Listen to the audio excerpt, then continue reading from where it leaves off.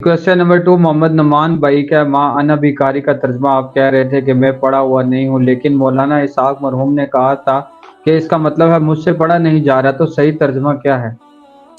जी देखें, मौलाना इसहाक साहब या कोई और क्या कहता है, आप कुरान खोल के पढ़ लें। कुरान में वाज़ेह लिखा है सूरतुल अनकबूत के अंदर पारा नंबर 21 के स्टार्ट में, नबी इस कुरान के नजूल से पहले ना तो आप किताब में कुछ पढ़ सकते थे और ना आप अपने दाएं हाथ से कुछ लिख सकते थे। अगर ऐसा होता तो ये बात लोगों को शक में मुब्तला कर देती कि ये कुरान आपने खुद घड़ लिया। तो नबी इस्लाम लिखना पढ़ना तो नहीं जानते थे, ये तो बात बिल्कुल क्लियर कट है। ये आपका मोजज़ा था, ये आपका ऐब नहीं था। हत्ता कि सुलह हुदैबिया के मौका पर भी जब नबी इस्लाम ने अपना नाम मोहम्मद रसूलुल्लाह मिटाकर मोहम्मद बिन अब्दुल्लाह के लिए कहा और हजरत अली ने हुजूर की मोहब्बत में कहा कि मैं नहीं करूंगा, तो हुजूर ने कहा मुझे दिखाओ कहाँ लिखा है। तो आपने अपने मुबारक हाथों से उस पर लकीर फेरी और आपने अपना नाम लिखा। और वो रावी हदीस कहता है कि आपकी हैंड राइटिंग इतनी अच्छी नहीं थी क्योंकि आप लिखना पढ़ना जानते नहीं थे।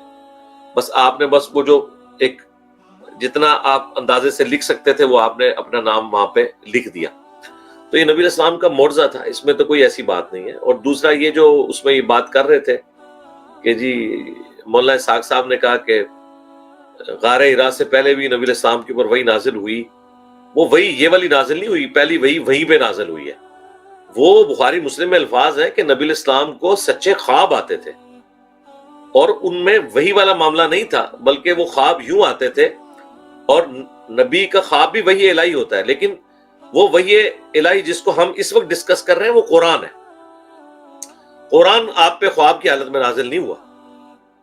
वो वही ये थी कि बुखारी मुस्लिम में अम्मा आयशा के अल्फाज है इसी माँ आना बिकारी वाली हदीस के स्टार्ट में कि नबी इस्लाम जो रात को ख्वाब में देखते थे ना, सुबह वो वाकया हो जाता था। सच्चे ख्वाबों से आपकी वही का इब्तिदा हुआ। लेकिन जो बाकायदा वही कुरान की शक्ल में जो वही जली हम जिसे कहते हैं, वो ख्वाब में नाजिल नहीं हुई, वो गारे हिरा में ही नाजिल हुई है।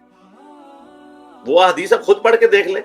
ये मुझे आगे समझ नहीं आती। लोग कहते हैं गामदी साहब ये कहते हैं, मौलाना इसहाक साहब ये कहते हैं, इंजीनियर साहब आपका क्या ख्याल है? मेरा तो वो ख्याल होगा जो लिखा हुआ है बुखारी मुस्लिम में, बाकियों का मैं कोई जिम्मेदार नहीं हूं उनके ख्याल का। नेक्स्ट क्वेश्चन नंबर 3 है शेख आमिर भाई का, इंडिया से पूछ रहे हैं होम लोन को आप हराम कहते हैं लेकिन बाइक किस्तों पर लेना हलाल कहते हैं, तो दोनों का नहीं, ये प्रोसेस तो आउट ऑफ एक ही है। कॉन्टेक्स्ट आपने बिल्कुल बात पेश की है। होम लोन और बाइक, जिधर से आप होम लोन ले रहे हैं ना, वहीं से अगर आप बाइक भी लेंगे तो हम उसे हराम ही समझेंगे। हम उस बैंकिंग को दुरुस्त नहीं समझते जो मॉर्टगेज वाली है। इस वजह से नहीं कि मॉर्टगेज हराम है। मॉर्टगेज आप इस्लामिक बैंक के थ्रू करें हलाल है, वही मॉर्टगेज आप सूदी बैंक से करेंगे हराम है। मोटर बाइक आप इस्लामिक बैंक से लेंगे हलाल है, वही मोटर बाइक आप सूदी बैंक से लेंगे हराम है।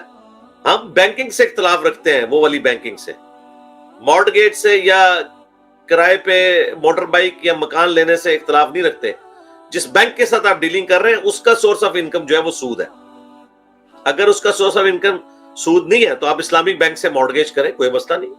हमने कहा हराम का है तो आप पूरी बात को लिया करें। इस्लामिक बैंकिंग के ऊपर मेरी वीडियो देखें, मैंने तफसीली बयान किया हुआ है। नेक्स्ट